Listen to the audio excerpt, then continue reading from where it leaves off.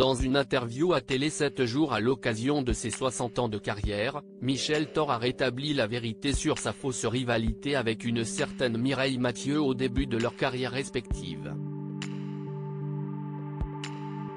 Actuellement en promotion pour son coffret de 22 CD avec 465 chansons dont 2 inédites, Michel Thor a accordé une interview à Télé 7 jours à l'occasion de ses 60 ans de carrière.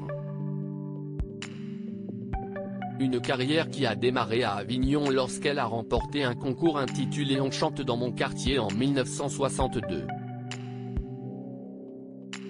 La jeune adolescente de 15 ans à l'époque était confrontée à une autre toute jeune chanteuse, une certaine Mireille Mathieu, âgée de 16 ans. Les deux chanteuses ont démarré leur carrière à la même période et ont connu toutes les deux le succès. Entre Mireille Mathieu et moi, il n'y a jamais eu d'animosité cependant, lors de ce concours, une rivalité opposait Michel Thor et Mireille Mathieu. Pour cause, les deux jeunes filles étaient confrontées au même producteur, Johnny Stark qui a tout de suite été séduit par le potentiel de Michel Thor. À l'issue de ce concours, l'agent artistique Johnny Stark a proposé de m'engager. J'aurais bien signé des deux mains, mais ma mère, d'origine modeste, a trouvé insensée la somme qu'il me promettait, l'appartement à Neuilly et la voiture avec chauffeur. Méfiante, elle a refusé. Il m'en a longtemps voulu, œuvrant en sous-marin pour que je sois écarté des émissions où était conviée Mireille, a-t-elle raconté. La chanteuse a finalement rétabli la vérité sur sa fausse rivalité avec Mireille Mathieu. Entre elle et moi, il n'y a jamais eu d'animosité.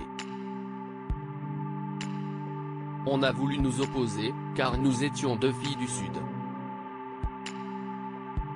Un concours qui a lancé la carrière de Michel Thor. Interviewé au micro de France Bleu Vaucluse ce lundi 13 février, Michel Thor a exprimé ô combien ce concours à Avignon a marqué le véritable lancement de sa carrière de chanteuse. C'était important ce concours, a-t-elle souligné.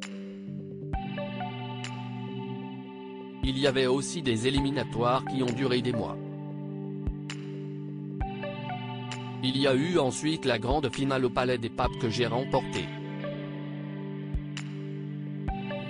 J'étais toute jeunette, on m'a proposé de signer dans une maison de disques, de passer en première partie de Jacques Brel et ce sont des rêves de toujours. J'ai toujours eu cette vie de monter sur scène, de chanter, d'en faire mon métier. Je suis pleine de rêves. Il y a le trac mais je commence à réaliser ce dont j'ai toujours rêvé.